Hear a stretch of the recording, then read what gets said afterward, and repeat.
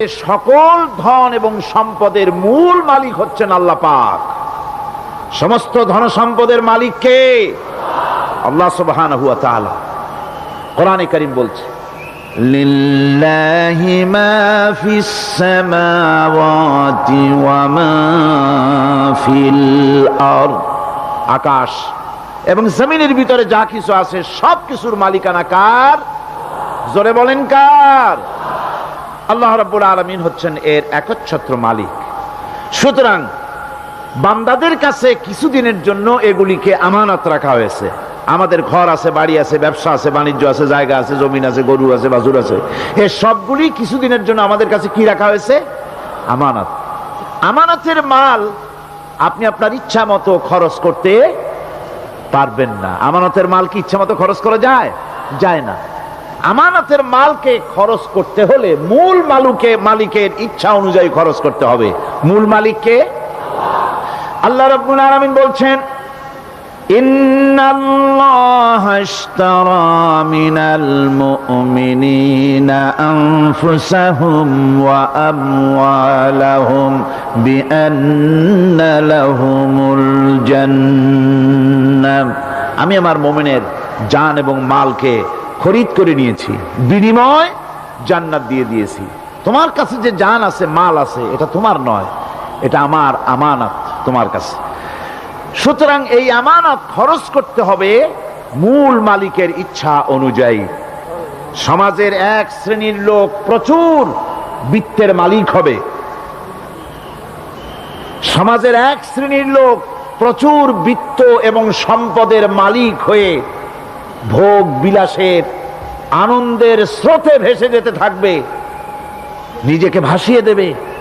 আর এক শ্রেণীর লোক অনাহারে অর্ধাহারে কষ্ট করবে। এ বিধান ইসলামের নয়।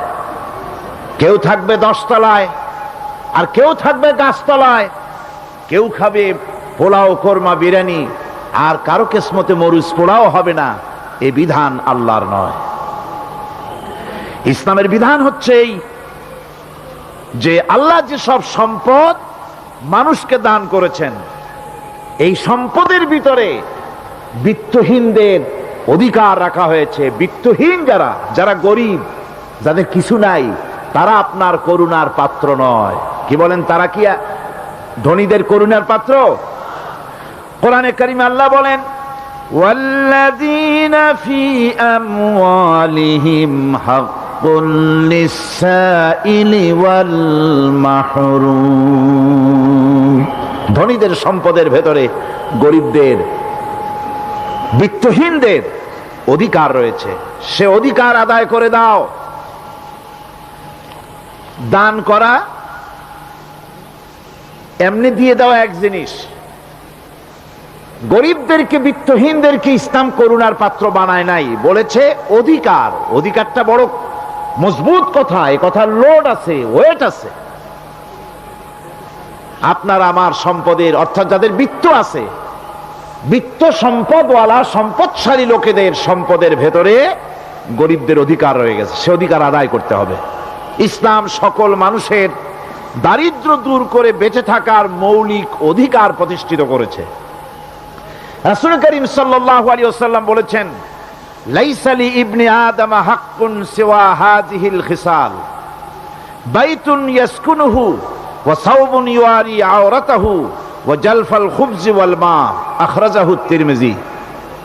তিরমিজি শরীফের হাদিসের ভেতরে এসেছে, রাসূল করিম সাল্লাল্লাহু আলাইহি ওয়াসাল্লাম বলেছেন, প্রত্যেকটি বনি আদমের তার বাস করার জন্য একটা গৃহ, এবং লজ্জা ঢাকার জন্য, শীত নিবারণের জন্য তার বস্ত্র, আর ক্ষুধা মিটাবার জন্য তার পানি আর রুটি ইত্যাদির ব্যবস্থা করতে হবে।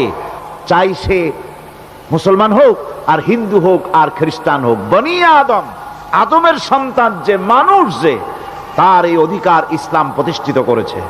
আজ বলা হচ্ছে খাদ্য, বস্ত্র, বাসস্থান সমাধান দেবে অমুকরা তমুকরা, এরকমের স্লোগান হয় না?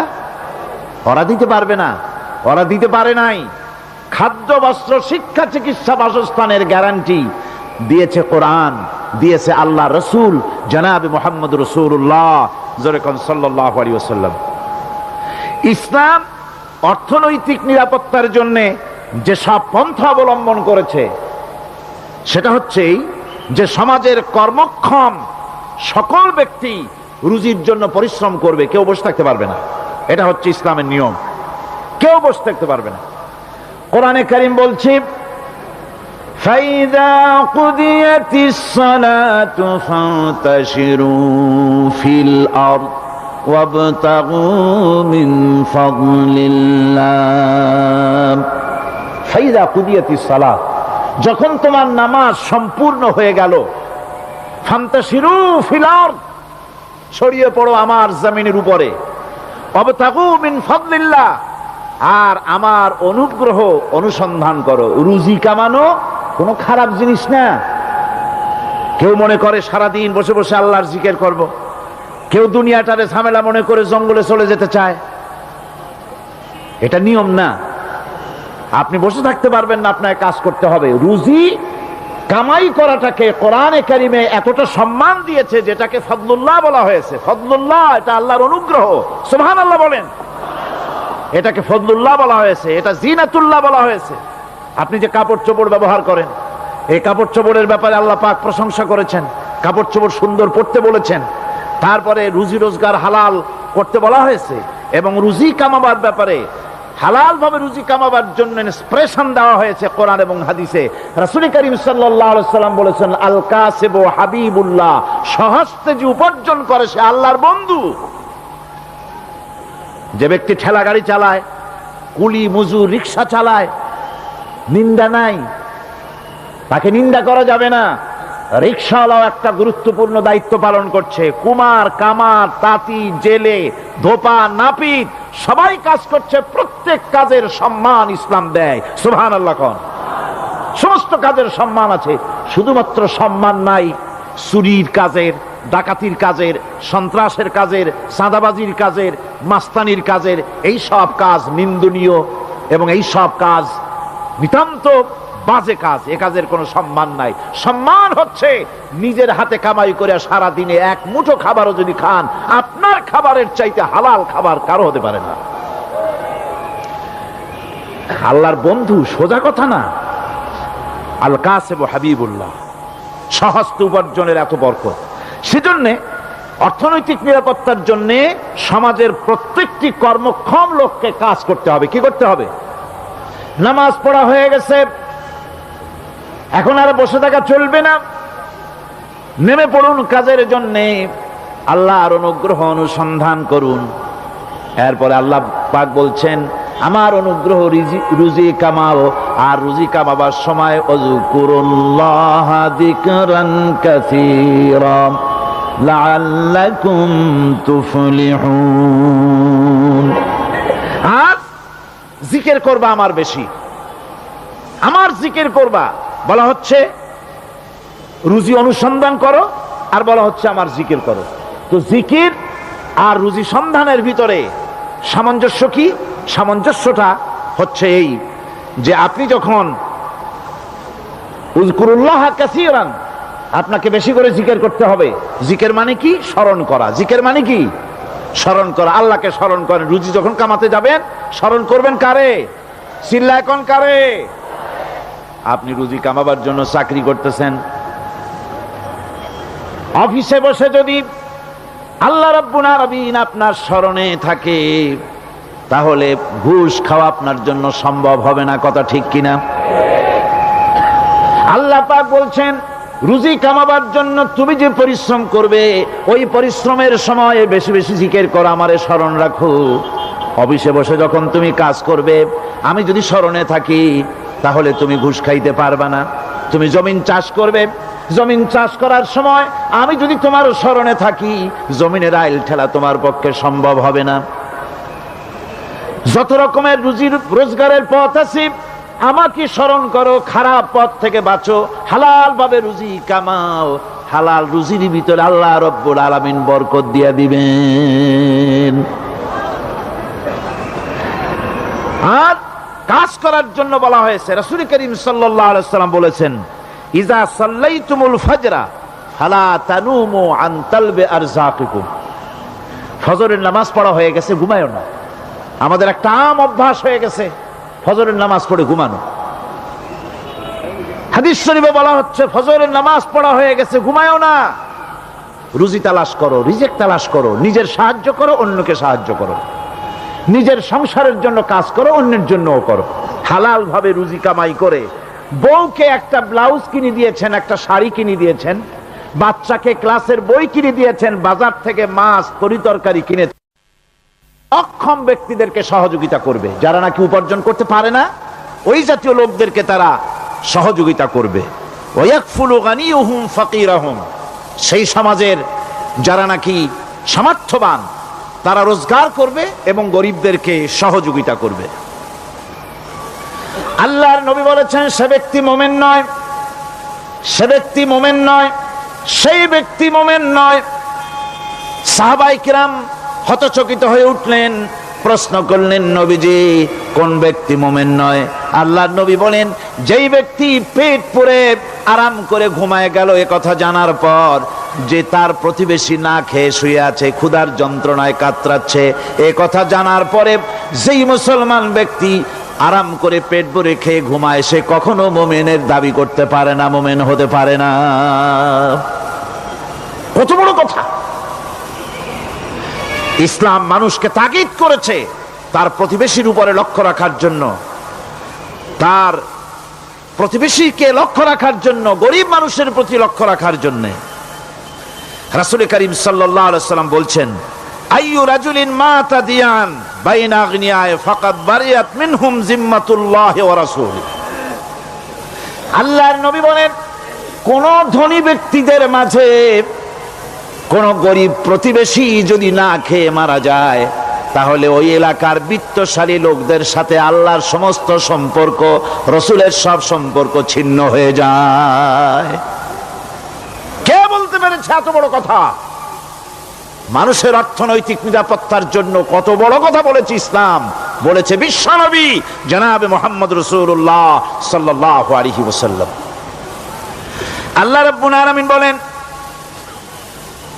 ধনীদের হাতে যেন সম্পদগুলি পুঞ্জীভূত হয়ে না যায়, কাইলা ইয়াকুনা দুলাতাম বাইনাল আগনিয়াই মিনকুম, তোমাদের ধনীদের হাতে যেন সম্পদগুলি, সমাজের সম্পদগুলি যেন পুঞ্জীভূত না হয়, সেগুলি বরং ছড়িয়ে আস্তে করে যেন সমস্ত গরিব যেন সাধারণের কাছে যেতে পারে সে ব্যবস্থা করতে হবে।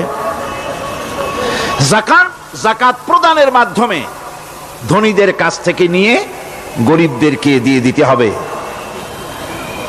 আর বুখারী শরীফের সারা ফাথুল বারীতে হাফেজ ইবনে হাজার আসকালানী রাহিমাহুল্লাহ তিনি বলেছেন যাকাত যদি ধনীরা না দেয়, যদি কেউ দিতে বাধা দেয়, ফামানিমতানা উখিযাত বিহি কাহরাম, যদি যাকাত না দেয় জবরদস্তি করে যাকাত আদায় করে নিবে গভর্নমেন্ট, যাকাত দিতেই হবে। মুনকিরিনে যাকাত, যারা যাকাত দিতে অস্বীকার করেছিল, হযরতে সিদ্দিক আকবর, হযরতে আবু বকর সিদ্দিক রাদিয়াল্লাহু তাআলা আনহু, তিনি তাদের সম্পর্কে বলেছিলেন ওয়াল্লাহি লাউ কাতিলান্না মান ফাররাকা বাইনাস সালাতি ওয়াজ যাকাত, অবশ্যই আমি ওই সম্প্রদায়ের লোকের বিরুদ্ধে যুদ্ধ ঘোষণা করব যারা নামাজ আর যাকাতের মধ্যে পার্থক্য সূচিত করবে, যারা নামাজ তো পড়বে কিন্তু যাকাত দিবে না সরকারের কাছে, যাকাত আদায় করবে না, তাদের বিরুদ্ধে যুদ্ধ ঘোষণা করব। ইসলামী সরকার যদি প্রতিষ্ঠিত হয় তাহলে এই যাকাত আদায় করা হবে। যাকাত কেউ নিয়ে বসে থাকতে পারবে না, যাকাত আদায় করা হবে। আমাদের দেশে নিয়ম মাফিক যদি যাকাত আদায় করা হতো, এই দেশ যদি ইসলামী গভর্নমেন্ট হতো, আল্লাহ যেন দয়া করে দেন, কন্যা আমিন। আল্লাহ পাক যদি দয়া করে দেশটার ইসলামী রাষ্ট্র বানায় দেন তাহলে যাকাত তো আদায় করে নেওয়া হবে, যাকাত দিতে আপনি বাধ্য, গরিব মানুষ থাকবে না। এখনো বাংলাদেশের নিয়ম মাফিক যদি যাকাত আদায় করা হয়, নিয়ম মাফিক মানে সোনার যাকাত, রূপার যাকাত, নগদ ক্যাশের যাকাত, ফসলের ওষুধ সঠিকভাবে যদি আদায় করা হয় তো একেবারে কম করে হলেও 1000 কোটি টাকা যাকাতের টাকা কালেকশন হতে পারে। এটা কি কম কথা? 1000 কোটি টাকা, এই টাকা আদায় করা হচ্ছে না। এই টাকা আদায় না করার কারণে যে শূন্যতার সৃষ্টি হচ্ছে, এই ভ্যাকুয়ামকে পূর্ণ করার জন্য এগিয়ে এসেছে 7 সমুদ্র 13 নদীর উপর থেকে এনজিওরা। এনজিওরা এসে আমাদের দেশে, সব এনজিও খারাপ আমি তা বলি না, বহু এনজিও আছে যারা এদেশের উন্নয়নের, আর্থসামাজিক উন্নয়নের জন্য তারা প্রচেষ্টা করছে। রাস্তাঘাট, স্কুল, কলেজ, চিকিৎসা ইত্যাদির দিকে কাজ করছে। যতগুলি এনজিও আমাদের দেশে আছে তার ভিতরে 52টা এনজিও গোনা বাছা যারা ইসলামের প্রকাশ্য দুশমন, আর এর শীর্ষস্থানে আছে ব্রাক।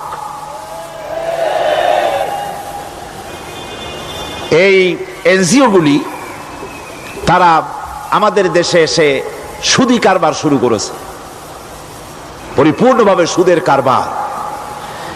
ব্যাংকের থেকে যদি আপনি লোন নেন তাহলে 15 or 17% ইন্টারেস্ট দিতে হবে, আর ওদের কাছ থেকে যে সুদ, যে টাকা নেওয়া হয় সেই টাকায় গ্রামীণ ব্যাংক থেকে শুরু করে ব্রাক বলেন, কারিতাস বলেন, অক্সফাম বলেন, অ্যাডাপ বলেন, যেগুলি আছে এগুলি সুদ নেয় 30 থেকে 34% পর্যন্ত। গোটা জাতিকে গ্রাম পর্যায়ে তারা সুদের নিবিড় চাষ করতেছে, ঘরে ঘরে সুদ পৌঁছে দিয়েছে, মুসলমান নারীদেরকে বেহুরমতি করেছে, ইসলামের ঐতিহ্য ধ্বংস করতেছে, নারীদেরকে বিপর্দা করতেছে, আমার দেশের ফ্যামিলি স্ট্রাকচারকে এনজিওরা ধ্বংস করে দিচ্ছে।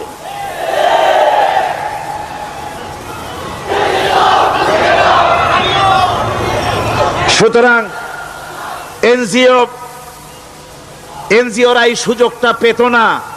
যদি জাকাত কালেকশন করা হতো আর জাকাত দিয়ে, জাকাত যে সব জায়গায় খরচ করতে হয় সেই খরচ করার জায়গাগুলিতে সঠিকভাবে যদি ব্যয় করা হতো, এই অবস্থা হতো না। বাংলাদেশে সম্পদের অভাব নাই। যারা বলে বাংলাদেশ গরিব, আমি তাদের সাথে একমত নই। আক্ষরিক অর্থে বাংলাদেশ গরিব নয়, বাংলাদেশে সম্পদ আছে। বাংলাদেশে যে জিনিসটার অভাব সেটা হচ্ছে ইনসাফ ভিত্তিক বন্টনের অভাব। এখানে কেউ তো 1000 বিঘা জমির মালিক, বিঘা বোঝেন না কি কন আপনারা? কানি। কেউ তো 1000 কানির মালিক, আর কারো তো রান্নাঘর উঠাবার জায়গা নাই। কথাটাই ঠিক কিনা? কেউ তো শত শত কোটি টাকা, কত কোটি টাকা যে আছে তা হিসাব করে মাসখানেক লাগবে, গুনিয়া খুলাইতে পারবে না। আর কারো তো একটা ট্যাবলেট কেনার পয়সা নাই। সুতরাং আমার দেশে যেভাবে গরিব বলা হয় আক্ষরিক অর্থে ওইভাবে আমার দেশ গরিব নয়। আমাদের দেশে সম্পদ আছে, বহুত জমি অনাবাদি ফেলে রাখা হয়েছে। রাসূল করিম সাল্লাল্লাহু আলাইহি ওয়াসাল্লাম বলেছেন, সেই ব্যক্তির জমিন রাখার অধিকার নাই যে ব্যক্তি তা চাষের আওতায় না আনে। আছে না বহুত জমি পড়িয়া? আবাদযোগ্য জমি আমাদের দেশে আছে যা, তার 2,40,00,000 একর। আমাদের ভূমি সম্পদ রয়েছে। বনজ সম্পদ যা আছে সেটা হচ্ছে 32,53,860 একর জুড়ে বিরাট বনজ সম্পদ আমাদের আছে। ভূমি সম্পদ আছে, বনজ সম্পদ আছে। আমাদের রয়েছে পানি সম্পদ, প্রায় 250 নদী, 3,600 বর্গ মাইল জুড়ে নদীগুলো প্রবাহিত আছে। আমাদের পানি সম্পদ আছে। আমাদের গ্যাস সম্পদ আছে, যে গ্যাস অন্তত 100 বছর চলতে পারে। প্রত্যেক বাড়িতে বাড়িতে গ্যাসের সংযোগ দিলেও 100 বছরে ফুরাবে না। আলহামদুলিল্লাহ কইতে ইচ্ছা করে না? জোরে কোন আলহামদুলিল্লাহ। আমাদের গ্যাস সম্পদ রয়েছে, আমাদের মৎস্য সম্পদ আছে, পশু সম্পদ আছে, কৃষি সম্পদ আছে, আরো রয়েছে বিপুল জনশক্তি। জনশক্তিকে আজ সবচাইতে বার্ডেন মনে করা হয়। জনশক্তিকে বলা হয় বাংলাদেশের সবচাইতে বড় সমস্যা জনশক্তি সমস্যা। এটা হচ্ছে যে সরকার আসে তারই ভূতে পায়, যে যায় লঙ্কা সে আর মানুষ হালে ফেরে না, মানুষগুলি তার জন্য জ্বালা। অথচ এই মানব শক্তি হচ্ছে শ্রেষ্ঠ শক্তি। ইউনিভার্সিটি জনমের মতো না বাড়াইয়া, এখন তো ইউনিভার্সিটি দাবি করতেছে সকলে, গ্রামে গঞ্জে থানায় রান্নাঘরে সব জায়গায় কয় আমাদের ইউনিভার্সিটি দাও। আর ইউনিভার্সিটির ফজিলত কি তা তো আমরা দেখতেইছি। এর থেকে বেশি করে পলিটেকনিক ইনস্টিটিউট, ভোকেশনাল ইনস্টিটিউট ইত্যাদি যদি বানানো হতো, ভিক্ষার হাতকে কর্মীর হাতে যদি পরিণত করা যেত, মানুষগুলিকে যদি কর্মক্ষম করা যেত, তাদেরকে যদি মডার্ন টেকনোলজি যদি শিক্ষা দেওয়া যেত, তাহলে এই মানব শক্তি রপ্তানি করে বা পৃথিবীর বিভিন্ন দেশ থেকে মূল্যবান বৈদেশিক মুদ্রা অর্জন করা যায়। সেটা না করে মানুষ হইছে জ্বালা, জনমের মতো এদেরকে মারো। এটা হচ্ছে ট্রেনের থার্ড ক্লাস প্যাসেঞ্জার্স মেন্টালিটি। সেটা কিরকম? সেটা হচ্ছে ট্রেনে যখন মানুষ চলে তৃতীয় শ্রেণীতে, একবার উঠে বসলে সে অন্যের জন্য জায়গা ছাড়ে না, জায়গা খালি আছে, আরেকজন আসে বললে ভাই আমার একটু বসতে দাও, কয় না ভাই এখানে লোক আছে। আসলে কিন্তু লোক নাই। আপনি যদি বলেন যে সেই লোক আসলে আমি জায়গা ছেড়ে দেবো, ততক্ষণ তো বসি, আপনি বসলেন, এরপরে আপনি তো বুঝছেন যে লোকটা ফাঁকিতেছে, ওই চিন্তা আপনার মধ্যেও ঢুকবে, আর একজন আসবে বসার জায়গা আছে, আপনি বলবেন না এখানে জায়গা নাই। ট্রেনের থার্ড ক্লাস প্যাসেঞ্জারদের যে মন মানসিকতা, বর্তমান মুসলিম দেশগুলির সরকার প্রধানেরা ঠিক ট্রেনের থার্ড ক্লাস প্যাসেঞ্জারদের চাইতেও থার্ড ক্লাস। মানব শক্তিকে কাজে লাগাবার চিন্তা না করে উল্টা চিন্তা তারা করছেন। এত সম্পদ থাকা সত্ত্বেও বাংলাদেশ আজ যে অভাব সৃষ্টি হয়েছে তা কৃত্রিম, এবং তা সৃষ্টি হয়েছে এটা এর একমাত্র দায়ী এর জন্য রাজনৈতিক ষড়যন্ত্র। রাজনৈতিক ষড়যন্ত্রের কারণেই এই অভাব সৃষ্টি হয়েছে। গোড়া থেকেই আমাদের দেশটি ষড়যন্ত্রের শিকার। প্রথমে ব্রিটিশ বেনিয়ারা 200 বছর পর্যন্ত গোলামির জিনজির পরিয়ে দিয়েছে। 200 বছর গোলামির পর দ্বিজাতি তত্ত্ব এবং মুসলিম সংখ্যাগরিষ্ঠতার ভিত্তিতে 47-এর আজাদি, তারপর পশ্চিমাদের শোষণ বঞ্চনা থেকে মুক্তি লাভের জন্য 71-এর আজাদি, এরপরে দেশের 90% হচ্ছে মুসলমান। 90% কারা? চিল্লায় বলেন না কারা? পৃথিবীর এই দ্বিতীয় বৃহত্তম মুসলিম জনগোষ্ঠীকে খ্রিস্টান আর ইহুদিরা তারা চেয়েছে জনগণকে খ্রিস্টান বানাতে। আমাদের দেশের জনগণকে তারা চায় খ্রিস্টান বানাতে। যারা কমিউনিস্ট তারা চায় আমাদেরকে নাস্তিক বানাতে। আর পার্শ্ববর্তী দেশের পেইড এজেন্ট যারা আমাদের দেশে আছে তারা চায় পৃথিবীর নিকৃষ্টতম কুফরি মতবাদ, ধর্ম নিরপেক্ষ মতবাদের মাধ্যমে গোটা জাতিকে ধর্ম থেকে দূরে সরিয়ে দিতে চায়। সুতরাং এই ষড়যন্ত্রের শিকার হয়ে আছে বাংলাদেশ। বাংলাদেশের এই আর্থসামাজিক প্রেক্ষাপটে ইসলামের বিধান ছাড়া, আল্লাহর দেওয়া বিধান ছাড়া এর কোনো মুক্তি নাই, এর নাজাতের কোনো পথ নাই। আল্লাহ রাসূল ক্ষমতা আরোহণ করলেন, রাষ্ট্রের মালিক হলেন, প্রেসিডেন্ট হলেন। রাসূলুল্লাহ কি হলেন? আল্লাহর নবী প্রেসিডেন্ট হলেন। সমাজের গরিব দুঃখীদের ব্যাপারে নবীজি বললেন, মান তারাকা মালান ফালওয়ারাসাতিহি ওয়া মান তারাকা দিয়ান আও কুল্লা ফালিয়াতিনি ফাইন্না মাওলাহু, রাওয়াহুল বুখারী। নবীজি বলেন, যে ব্যক্তি মারা গেল, মরে যাওয়ার পর তার যে সম্পদ থাকবে, এই সম্পদগুলি সে যে সন্তান স্ত্রী পুত্র যাদের রেখে গেছে তা তাদের জন্যে। আর যদি সে ঋণগ্রস্ত যদি ঋণ অবস্থায় সংসারকে রেখে যেয়ে থাকে, তাহলে তার ঋণের বোঝা, ঋণের পরিশোধের দায়িত্ব আমি মুহাম্মদ সাল্লাল্লাহু আলাইহি ওয়াসাল্লাম নিয়ে নিলাম। সমাজের যার কোনো অভিভাবক নাই, তার অভিভাবক আমি মুহাম্মদ সাল্লাল্লাহু আলাইহি ওয়াসাল্লাম। যার কোনো অভিভাবক নাই, সেজন্য আমার কাছে চলে আসে। ইসলামী রাষ্ট্র এই বিধান পেশ করেছে। এর চাইতে সুন্দরতম বিধান পৃথিবীতে আর কেউ দিতে পারে নাই। সেজন্য সেই সমাজে চুরি বন্ধ হয়েছে, ডাকাতি বন্ধ হয়েছে, জেনা বন্ধ হয়েছে, সব বন্ধ হয়ে গিয়ে সুন্দর একটি সমাজ প্রতিষ্ঠিত হয়েছিল। আর রাসূল বলেছিলেন, খাইরুল কুরুনে কারনি, সর্বশ্রেষ্ঠ যুগ হলো আমার যুগ। সুবহানাল্লাহি বিহামদিহি। মানুষ দরজা খুলে ঘুমায়েছে, কারো ক্ষুধার কষ্ট নাই, পড়ার কষ্ট নাই, খাবারের চিন্তা নাই, চুরি ডাকাতির ভয় নাই, ভয় মুক্ত।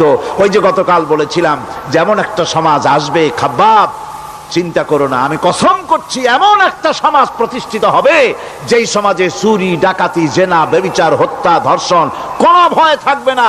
লা ইয়াখাফু ইল্লাল্লাহ, আল্লাহ ছাড়া কারো কোনো ভয়, মনের ভিতরে ভয় থাকবে না। ওয়ালাকিন্নাকুম তাস্তাজিলুন, তোমরা বড্ড তাড়াহুড়ো করতেছো, বেসবর হচ্ছ, সবর করো, তাড়াহুড়ো করো না। এমন সমাজ আসবে। রাসূলুল্লাহ এরকম একটা সমাজ গোটা পৃথিবীবাসীকে উপহার দিতে পেরেছিলেন না পারেন নাই? পেরেছিলেন কিনা? সেই কথাই আল্লাহ রাব্বুল আলামিনের কথার সঙ্গে বার মিলান। লাইসাল বিররা আন তুওয়াল্লু বুজুহাকুম কিবালাল মাশরিকি ওয়াল মাগরিব। পূর্ব পশ্চিমে কত মাথা ঘুরালে, চেহারা ঘুরালে, এটাই কিন্তু তোমার পুণ্যবান হওয়ার জন্য, নেককার হওয়ার জন্য যথেষ্ট নয়। বরং যথেষ্ট হলো আল্লাহর প্রতি ঈমান আনো, কিতাবের প্রতি, পরকালের প্রতি, ফেরেশতার প্রতি, নবীদের পরে ঈমান আনো।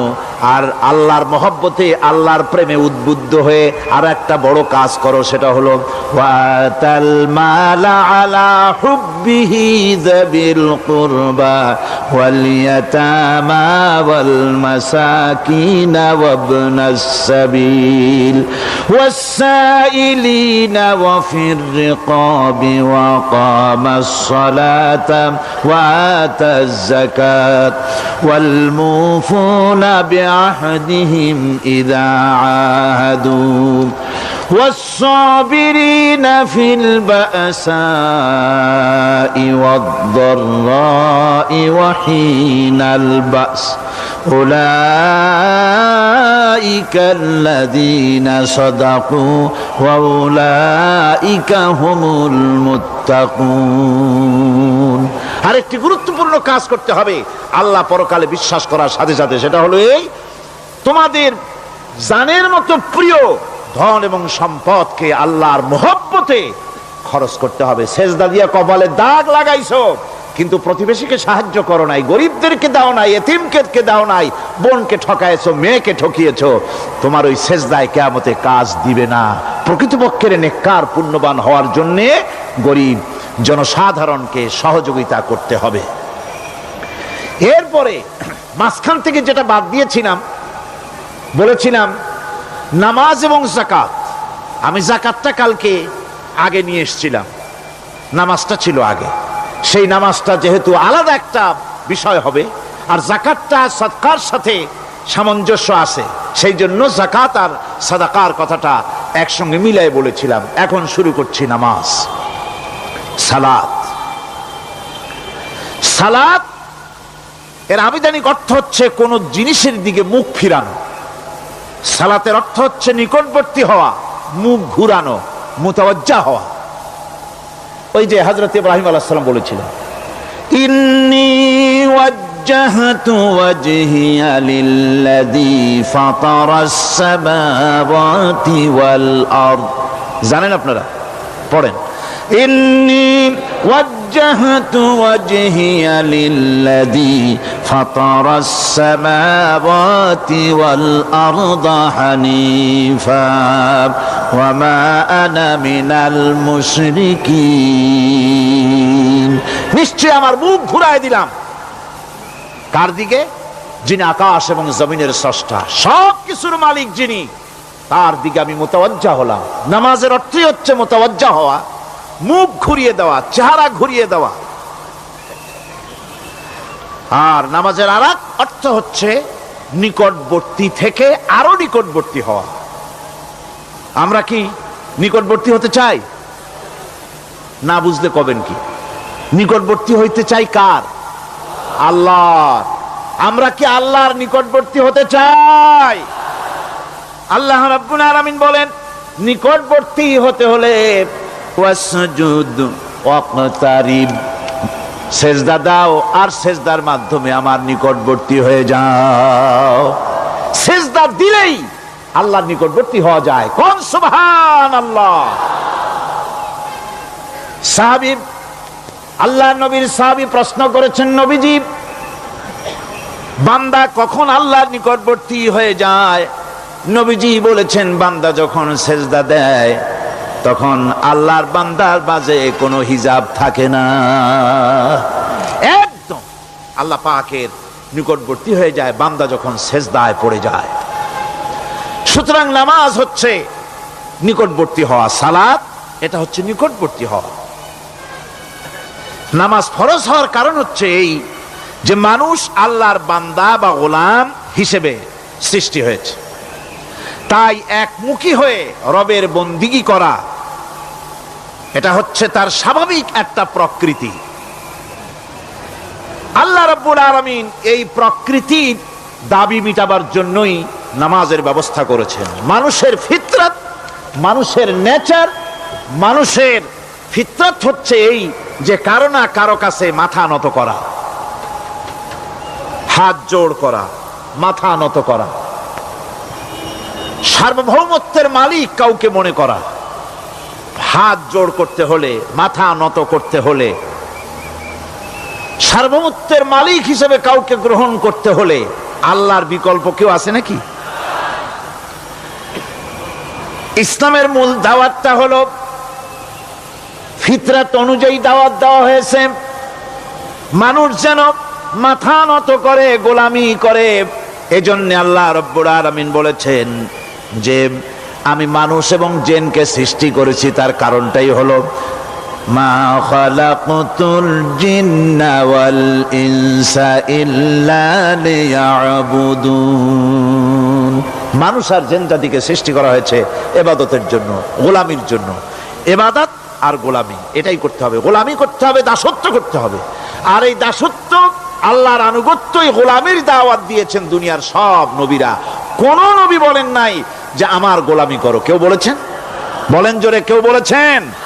আল্লাহ পাক বলেন, ওয়ালাকাদ বা'আসনা ফি কুল্লি উম্মাতির রাসূলা আন ইবুদুল্লাহা ওয়াজতানিবুত তাগুত।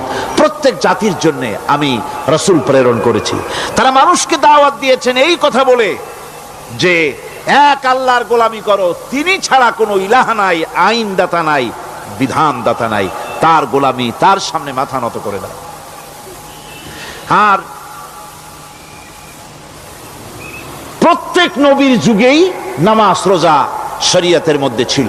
নামাজ রোজা কম বেশি প্রত্যেক নবীর জামানায় আল্লাহ পাক এটাকে বাধ্যতামূলক করেছিলেন। নামাজ রোজা যাকাত সব নবীদের জন্য বাধ্যতামূলক ছিল, তার উম্মতের জন্য বাধ্যতামূলক ছিল।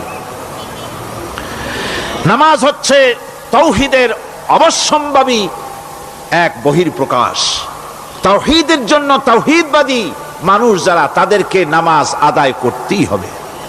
আকীদা বিশ্বাসের দিক থেকে তাওহীদ যদি হয় পুরা দ্বীনের মূল উৎস, তাহলে আমলের দিক থেকে নামাজ হচ্ছে পুরা দ্বীনের মূল ভিত্তি। নামাজ হচ্ছে আমলের মূল ভিত্তি, এর বাস্তবায়ন ছাড়া দ্বীন পূর্ণ হয় না। নামাজ মুমিনের কেবলমাত্র একটি উত্তম আমলই নয়, বরং নামাজ হচ্ছে ঈমানের মূল ভিত্তি। যার কাছে নামাজ নাই তার কাছে কিছুই নাই। রাসূল করিম সাল্লাল্লাহু আলাইহি ওয়াসাল্লাম বলেছেন যে নামাজ যে ব্যক্তি পড়ে না, আল্লাহ পাকের সাথে তার কোনো সম্পর্ক বাকি থাকে না। সুতরাং এই নামাজটা হচ্ছে এই যে একমাত্র একাগ্র চিত্তে আদবের সাথে আল্লাহর সামনে রুজু হয়ে যাওয়া। কোরআনে কারীম বলছে মুনিবিনা ইলাইহি ওয়াত্তাকুহু ওয়া আকিমুস সালাতা ওয়া লা তাকুনু মিনাল মুশরিকিন। তোমরা আল্লাহর দিকে রুজু হয়ে যাও এবং তাকে ভয় করে অন্যায় কাজ থেকে বিরত থাকো, আর নামাজ কায়েম করো, মুশরিকদের অন্তর্ভুক্ত হয়ে যেও না। নামাজ কায়েম করা, নামাজের আদেশ কোরআনে কারীমের মধ্যে আল্লাহ পাক বহু জায়গায় করেছেন।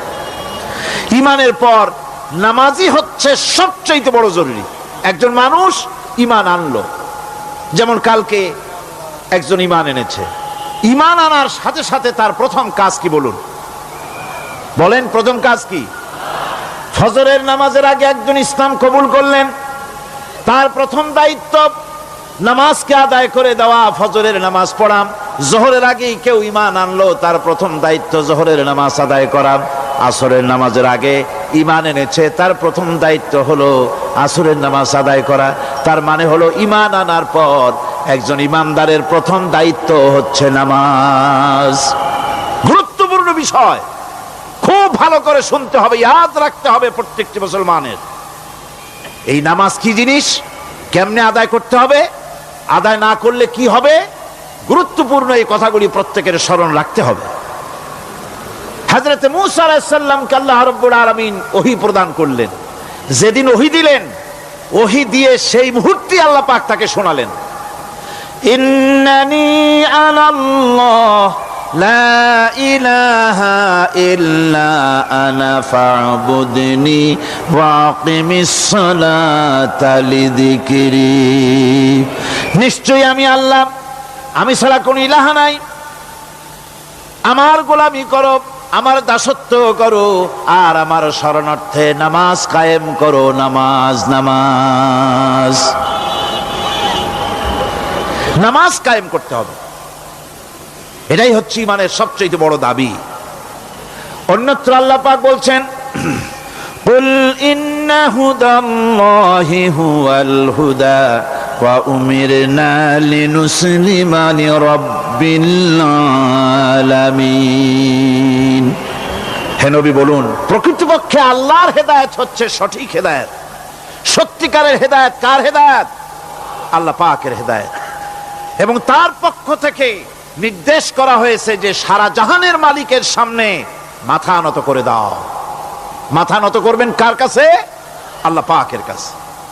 ওয়া আনাকিমুস সালাতা ওয়াত্তাকুহু ওয়া হুয়াল্লাযী ইলাইহি তুহশারুন।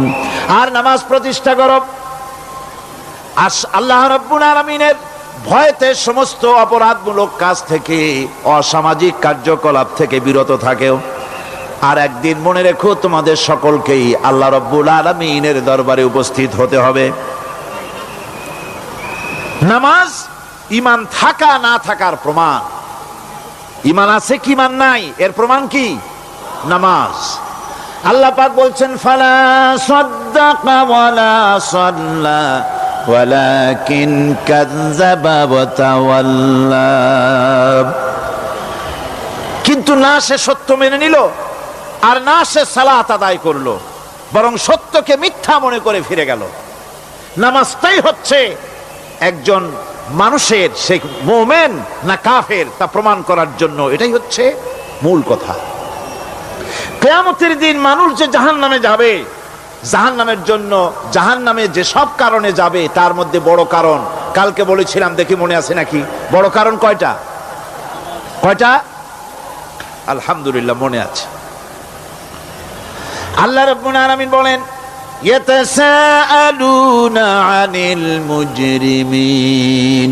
কিয়ামতের দিন অপরাধীদেরকে জিজ্ঞেস করা হবে, মা সালাকাকুম ফি সাকার, জাহান্নামে কেন আসছো? জবাবে তারা বলবে, ক্বালু লাম নাকু মিনাল মুসাল্লিনা ওয়া লাম নাকু নুতঈমুল মিসকিন। নামাজ পড়ি নাই, আর এতিম মিসকিনদের খেতে দেই নাই, এই কারণেই জাহান্নামে এসেছি। কল নাউযুবিল্লাহ। নামাজ যারা পড়বে না জাহান্নামে যেতে হবে। কোথায় যেতে হবে? কেউ কেউ মনে করতে পারবেন নামাজের ওয়াজ তো বহু শুনছি, এর চাইতে গুরুত্বপূর্ণ জিনিস আর নাই। নামাজের চাইতে গুরুত্বপূর্ণ ইবাদত আল্লাহর সৃষ্টি করেন নাই। মুসলমানের জন্য সর্বশ্রেষ্ঠ ইবাদত কি? চিল্লায় এখন জোরে বলেন কি? এই নামাজ আকসার মানুষের নামাজ হয় না। যারা আমরা নামাজ পড়ি, বহু লোকের নামাজ পড়ে ঠিক, কিন্তু নামাজ আদায় হয় না। আমি সে কথা বলবো সামনের দিকে, প্রাণ খুলে শুনবেন, কাজে লাগবে ইনশাআল্লাহ। কোন ইনশাআল্লাহ?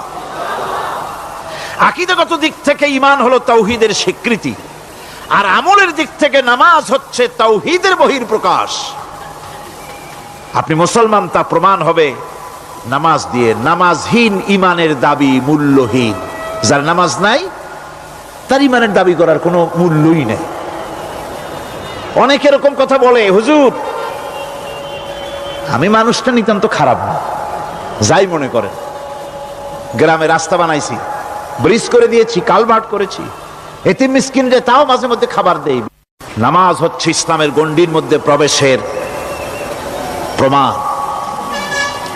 কোরআনে কারীম বলছে, ফাইন তাবু ওয়া আকামুস সালাতা ওয়া আতাউজ যাকাতা ফাইখওয়ানুকুম ফিদ্দীন। সূরা তওবা এসেছে। তারা যদি তওবা করে আর নামাজ কায়েম করে, যাকাত যদি আদায় করে, তাহলে এখন তোমাদের সে দ্বীনি ভাই, এখন ভাই হয়ে গেল। একটু আগে ছিল কাফের মুশরিক, এখন তোমার দ্বীনি ভাই। দ্বীনের গণ্ডির মধ্যে প্রবেশ করা, কলেমা পড়ার সাথে সাথেই নামাজ। নামাজ হচ্ছে দ্বীনের প্রধান গেট, দ্বীনের প্রধান তোরণ। দ্বীনের মধ্যে প্রবেশ করার জন্য এই গেট দিয়ে প্রবেশ করতে হবে। সুতরাং এই নামাজের এতই গুরুত্ব দেওয়া হয়েছে। ইসলাম যদি ক্ষমতায় আসে, আল্লাহ যেন এনে দেন, জোরে কোন আমিন। ইসলাম যদি ক্ষমতায় এসে যায়, রব্বুল আলামিন তাফসীরের মাহফিল, কোরআন সামনে নিয়ে আশা করে তোমার দরবারে দোয়া করি, এই বিশাল জনসমুদ্রের দোয়া কবুল করো মাবুদ গো, এই বাংলাদেশকে ইসলামের দেশ বানাইয়া দাও। দেশটা যদি ইসলামের হয়ে যায়, আইন যদি আল্লাহর হয়, শাসন যদি সৎ লোকেরা করে, রব্বুল আলামিন কোরআন শরীফে বলেন, তাহলে তারা 4টা কাজ করবে। আল্লাযীনা মাক্কান্নাহুম ফিল আরদ আকামুস সালাতা ওয়া আতাউজ যাকাত ওয়া আমারু বিল মা'রুফি ওয়া নাহাউ আনিল মুনকার। মুমিনরা ক্ষমতায় এসে প্রথম যে কাজটা করবে, প্রথমে ক্ষমতায় এসেই নামাজ বাধ্যতামূলক করবে। প্রথম কি? ওয়াজ নসিহতে অনুরোধ করা হবে না, বাবাজিরা আল্লাহর রাস্তায় নামাজটা পড়ে না। রেডিও এবং টেলিভিশনের মাধ্যমে রাষ্ট্রপ্রধান অর্ডার করে দিবেন, আজ থেকে বাংলাদেশের 12 কোটি তাওহীদি জনতা, নারী পুরুষ যারা আকেল বালিগ, সকলের জন্য নামাজ বাধ্যতামূলক, নামাজ পড়তেই হবে। এটা অর্ডার। বেলা যখন 1টা বেজে যাবে, বেলা যখন 1টা বাজবে, সমস্ত মসজিদে আজান শুরু হয়ে যাবে। আজানের সাথে সাথে অফিস, আদালত, কল কারখানা, ক্ষেত খামার, শিক্ষাঙ্গন সব ডেডলক হয়ে যাবে। আধা ঘন্টার জন্য বন্ধ হয়ে যাবে। যারা মুসলমান অফিসে, কলেজে, ইউনিভার্সিটিতে, সর্বত্র তারা নামাজের জন্য প্রস্তুতি নেবেন। আধা ঘন্টার ভিতরে নামাজ আর খানা সেরে আবার কলেজ চলবে, বিশ্ববিদ্যালয় চলবে, কল চলবে, কারখানা চলবে, ক্যান্টনমেন্ট চলবে, সেক্রেটারিয়েট চলবে, সব আপন গতিতে চলতে থাকবে। আল্লাহর রহমত, বরকত আকাশ ফেরে নাজিল হয়ে যাবে। আর এই অর্ডার যে দেওয়া হবে, নামাজ পড়বেন, সেখানে থানায় যখন আজান হবে, থানায় আজান হয়ে গেছে, থানার স্টাফ, পুলিশ যারা আছে জামাতে খাড়া হয়ে যাবে, ইমামতি করবেন ওসি সাহেব। এসপির অফিসে এসপি সাহেব ইমামতি করবেন, ডিসি সাহেব তার অফিসে ইমামতি করবেন, মন্ত্রী সেক্রেটারিয়েটে ইমামতি করবেন, প্রেসিডেন্ট বঙ্গভবনে ইমামতি করবেন, বিশ্ববিদ্যালয়ের ভাইস চ্যান্সেলরের ইমামতিতে সে জায়গার মুসলমান ছাত্র ছাত্রী, শিক্ষক শিক্ষয়িত্রী এক জামাতে নামাজ আদায় করবে। এই যদি হয় চিত্র দেশের, অপরাধ থাকবে? থানায় ওসি সাহেব নিজেই যদি জামাতের ইমামতি করেন, এইভাবে নামাজ আদায় করেন পুলিশদের নিয়ে জামাতে, ঘুষ আর খাবে তারা? এসপি সাহেবের অফিসে, ডিসি সাহেবের অফিসে মন্ত্রীরা যদি এভাবে নামাজ কায়েম করে, তাহলে কি অন্যায় অপরাধ কিছু থাকবে সমাজে? থাকবে না। সুতরাং নামাজ বাধ্যতামূলক করে দেওয়া হবে। নামাজ বাধ্যতামূলক, সকলকে নামাজ পড়তে হবে। নামমাত্র মুসলিম জাতির রাষ্ট্র ক্ষমতা গ্রহণ করাই হলো ইসলামী শাসন ব্যবস্থা নয়। ইসলাম ক্ষমতায় গিয়া অমুসলিমদের উপরে শাসন জারি করবে, আর অন্যান্য সরকারের মতো আমোদ ফুর্তি করে রাস্তাঘাট বানায় টানায় সিটে শুয়ে থাকবে, তা না। রাস্তা হবে, ঘাট হবে, কলেজ হবে, সব হবে, কিন্তু যারা মুসলমান তাদেরকে নামাজ পড়তে হবে। গোটা জনগণকে শাসক আর শাসিত উভয় গোলাম হবে আল্লাহ। উভয় গোলাম হবে কার? তখন প্রেসিডেন্টের বাবার ক্ষমতা নাই নিজের কোন আইন চালু করে, পার্লামেন্টের বাবার ক্ষমতা নাই ইসলামের বিরুদ্ধে টু শব্দটি করতে পারে। সেখানে শাসক আর শাসিত, শাসক আর শাসিত হয়ে যাবে একজন এক হুকুমদাতার গোলাম। সেই হুকুমদাতাকে ইনিল হুকুমু ইল্লা লিল্লাহ আলা লাহুল খালকু ওয়াল আমর। প্রেসিডেন্ট থেকে শুরু করে শাসক আর শাসিত সব আইন মানবে ওই আল্লাহ রব্বুল আলামিনের, যিনি এই তামাম জাহান সৃষ্টি করেছেন। সৃষ্টি যার আইন চলবে সেই আল্লাহ রব্বুল আলামিনের, এবং তার আইনের সার্বিক অনুসরণ করে চলতে হবে সকলকে। এক কথায় ইসলামী সরকারের সমস্ত ক্ষমতা ব্যয় হবে নামাজ কায়েম করা আর যাকাত আদায় করার ব্যাপারে। নামাজ যদি কায়েম হয়ে যায়, যাকাত যদি আদায় করা হয়, দুঃখ, দারিদ্র, কষ্ট কিছুই থাকবে না, বেকার সমস্যা থাকবে না। সমস্ত বেকারদেরকে চাকরি না পাওয়া পর্যন্ত বেকার ভাতা দেওয়া হবে। বুড়ো মানুষেরা যখন বুড়ো হয়ে যায়, ছেলের কাছে আদর নাই, বউর কাছে কদর নাই, আর ছেলে বউ বদদোয়া করতে থাকে, বুড়েরা মরে না কেন? আছে না আমাদের সমাজ? ইসলামী সরকার এলে পরে এই বৃদ্ধ মানুষদের ব্যবস্থা করা হবে। তাদের প্রতি এই ধরনের অসদাচরণ কেউ করতে সাহস পাবে না। সুতরাং নামাজ প্রতিষ্ঠা এবং যাকাত আদায় হলেই সমাজের অন্যায় অবিচার যা আছে তার 12 আনাই বিলুপ্ত হয়ে যাবে। কোন আলহামদুলিল্লাহ। তখন চাকরিতে প্রমোশন হবে নামাজের ভিত্তিতে। এখন প্রমোশন হয় কে কত ঘুষ খাইতে পারে, কে কত সরকারের দালালি করে বিবেকের বিরুদ্ধে বিরোধী দলকে বেশি করে পেটাতে পারে, এর উপরে ভিত্তি করে প্রমোশন হয়। ইসলামী সরকার যখন আসবে, ইসলামী সরকার যখন প্রতিষ্ঠিত হয়ে যাবে, তখন চাকরির প্রমোশন নির্ভর করবে তার সুন্দর চরিত্র আর নামাজের পাবন্দির উপরে ভিত্তি করে। সমাজে দুঃখ দুর্দশা থাকবে? যেরকম থাকবে, থাকবে। আমার ভাইয়েরা, নামাজ হচ্ছে আল্লাহ রাব্বুল আলামিনের সাহায্য লাভের একমাত্র মাধ্যম। আল্লাহর কাছে যদি সাহায্য পেতে চাই তাহলে নামাজ লাগবে। লাগবে কি কোন? وَلَقَدْ أَخَذَ اللَّهُ مِيثَاقَ بَنِي إِسْرَائِيلَ وَبَعَثْنَا مِنْهُمُ 12 نَقِيًّا وَقَالَ اللَّهُ إِنِّي مَعَكُمْ لَئِنْ أَقَمْتُمُ الصَّلَاةَ।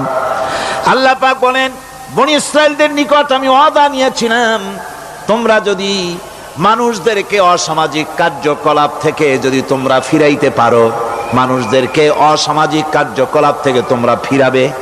12টা গোত্রের জন্য 12 জন নকিব নির্দিষ্ট করে দেওয়া হলো, তাদের দায়িত্ব দেওয়া হলো। মানুষদেরকে, সমাজের লোকদেরকে অন্যায় কাজ থেকে তারা ফিরাবে, ভালো ভালো কাজ করার জন্য তাদেরকে আদেশ করবে, অসামাজিক অধর্মীয় কাজ থেকে বাঁচাবার চেষ্টা করবে। এইটা যদি তোমরা করো তাহলে আমি তোমাদের সাথে আছি। শর্ত হলো একটা, তোমাদেরকে নামাজ কায়েম করতে হবে। নামাজ যদি কায়েম করো আমার মদদ তোমাদের জন্য অবধারিত হবে। নামাজ প্রতিষ্ঠা করলেই আল্লাহর সাহায্য লাভ করা যায় জীবনের সকল ক্ষেত্রে। নামাজ হচ্ছে অপকর্মের প্রতিবন্ধক। নামাজ পড়লে অন্যায় কাজ থেকে বাঁচার পথ। অন্যায় থেকে বাঁচাই কিসে? নামাজ। আল্লাহ রাব্বুল আলামিন বলেন, উতলু মা উহিয়া ইলাইকা মিনাল কিতাবি ওয়া কিমিস সালাম ইন্নাস সালাতা তানহা আনিল ফাহশাই ওয়াল মুনকার। হে নবী, এই কিতাব তেলাওয়াত করো, যা তোমার প্রতি অবতীর্ণ করা হয়েছে, এই কিতাব তেলাওয়াত করো আর নামাজকে প্রতিষ্ঠা করো। নিঃসন্দেহে নামাজ মানুষকে পাপাচার থেকে বাঁচায়া দেয়। অশ্লীলতা, পাপাচার থেকে মানুষকে বাঁচায় কে? জোরে চিল্লায় কোন কে? নামাজ। এই নামাজ মানুষকে অন্যায় কাজ থেকে বাঁচায় দেয়। নামাজ যে মানুষকে অন্যায় কাজ থেকে বাঁচায়, কেমনে বাঁচায়? আমরা যে নামাজ পড়ি, এই নামাজে তো আমাদেরকে অন্যায় কাজ থেকে বাঁচাইতে পারে না। নামাজি বহুত মানুষ আছে অন্যায় করে, করে কিনা কোন? না করে না? করে। নামাজি অথচ অন্যায় করে। আর আল্লাহ বলছেন নামাজিকে, নামাজ তাকে অশ্লীলতা থেকে ফিরায়। তাহলে কথা কারটা ঠিক? আল্লাহরটা। জোরে বলেন, কারটা ঠিক? অবশ্যই আমার আল্লাহর কথা হক। আমি ভুল করতেছি, আমি যেন কোথাও ভুল করতেছি, সামথিং ইজ রং, কোথাও যেন আমরা ভুল করে বসতেছি, সেই ভুলটা কি আমরা আবিষ্কার করতে চেষ্টা করবো ইনশাআল্লাহ। প্রথম যে কথাটা সেটা হচ্ছে এই যে আমরা যা নামাজে পড়ি আমরা তা বুঝি না। কথা ঠিক কিনা? আমি যদি এখন প্রশ্ন করি সামি আল্লাহু লিমান হামিদা অর্থ কি কোন, ফার্স্ট ডিভিশনে কয়েকটা লেটার নিয়ে ফেল করবেন এরকম লোক আছেন না নাই? সুবহান রাব্বিয়াল আলা অর্থ কি জানি না, সুবহান রাব্বিয়াল আযীমের অর্থ কি জানি না, দোয়া কুনুত অর্থ কি জানি না, তাশাহুদ অর্থ কি জানি না, সূরা ফাতিহার অর্থ কি জানি না। এমন কি উযুর মধ্যে কয়টা ফরজ তাও অনেকের জানা নাই। কথা কি বেশি বললাম না ঠিক বলছি? একজনের জিজ্ঞেস করলো, মিয়া উযুতে কয় ফরজ? কয় হুজুর কি মনে করেন এটা বুঝি জানি না, এটা তো সাধারণ ব্যাপার, বলেন না কয় ফরজ? কয় উযুতে তো 17 ফরজ। কি কি? কয় হাত ধোয়া, পাও ধোয়া, মুখ ধোয়া, নাক ধোয়া, চোখ ধোয়া, জিহ্বা ধোয়া, মাথা ধোয়া। বলতে বলতে গুনে দেখা গেল প্রায় 19টার মতো বলছে। বলা হলো, মিয়া বললেন আপনি উযুতে ফরজ 17টা, কইলেন আপনি 19টা। কয় হুজুর জানি আরো, বলি না আপনাদের ভয়তে। উযু জানে না, নামাজ জানে না, তাকে এই নামাজ কেমনে ফিরাবে অন্যায় কাজ থেকে? কথা বুঝতে পেরেছেন? নামাজে কি পড়ি? নামাজে দাঁড়ায় গেলাম, আল্লাহু আকবার অর্থ কি? চিল্লায় কন্না আল্লাহু আকবার। এরকম না, মুসলমানের মতো গলা ছেড়ে দিয়ে চিৎকার দিয়ে বলেন আল্লাহু আকবার।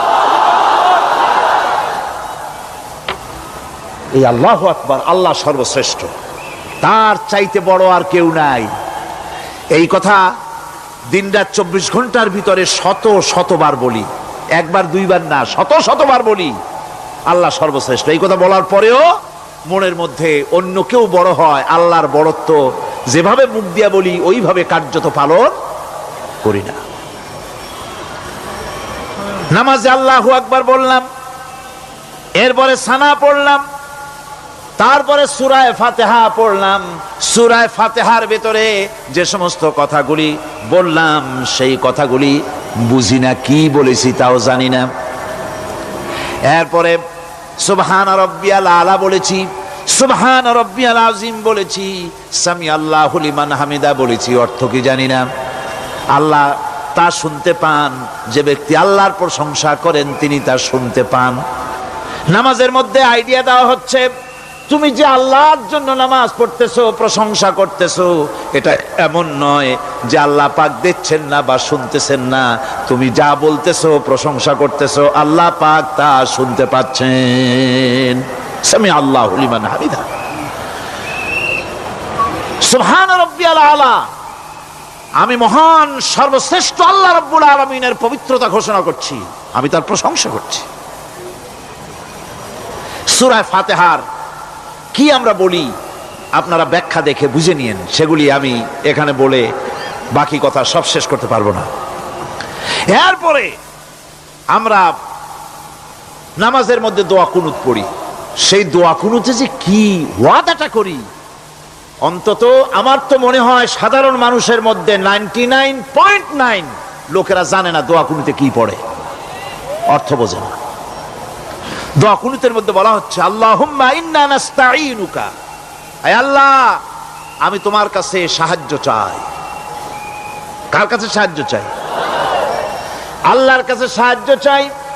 নামাজের ভিতরে বলতেছেন, এই কথা যদি অর্থ আপনি জানতেন যে তোমার কাছে সকল ব্যাপারে সাহায্য চাই তোমার কাছে, এই কথাটা যদি মনে প্রাণে বুঝতেন, তাহলে দুনিয়ায় কোনো মাজারে গিয়া মরা জিন্দা মানুষের কাছে গিয়া নিজের ছেলে মেয়ে চাইতেন না, চাকরির উন্নতি চেতেন না।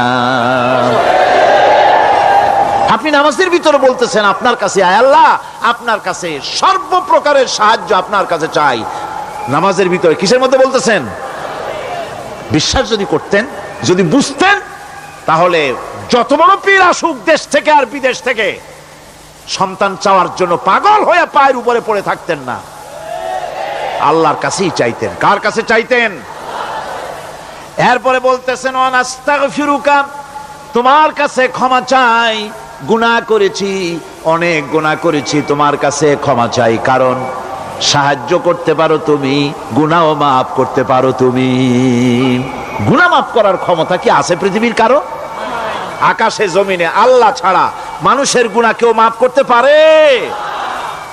এরপরে বলতেছি ওয়ানুমিনু বিকা, আয় আল্লাহ আমি তোমার উপর ঈমান এনেছি, পরিপূর্ণভাবে তোমার উপরে ঈমান এনেছি। ওয়ানাতাওয়াক্কালু আলাইক, আর তোমার উপরেই কেবলমাত্র ভরসা করেছি। ঈমান এনেছি তোমার উপরে, ভরসা করছিও তোমার উপরে। এই কথাগুলি যদি আমরা বুঝতাম, তাহলে আত্মাটা বড় হয়ে যেত, মাথাটা আল্লাহ ছাড়া কারো সামনে নত হতো না। ঠিক না বেটি? আল্লাহ ছাড়া কারো সামনে মাথা নত হতো না। আল্লাহর উপরই ভরসা, তোমার উপর ভরসা করছি, তোমার উপর ঈমান এনেছি। এরপরে বলছি ওয়ানুসনি আলাইকাল খায়র, সর্বপ্রকার কল্যাণের সাথে তোমার প্রশংসা করতেছি। ওয়ানাশকুরুকা, আর তোমার কৃতজ্ঞতা স্বীকার করছি, আমি তোমার শুকর আদায় করি, সর্ব ব্যাপারে তোমার শুকর আদায় করি। আর কি করি? ওয়ালা নাকফুরুকা,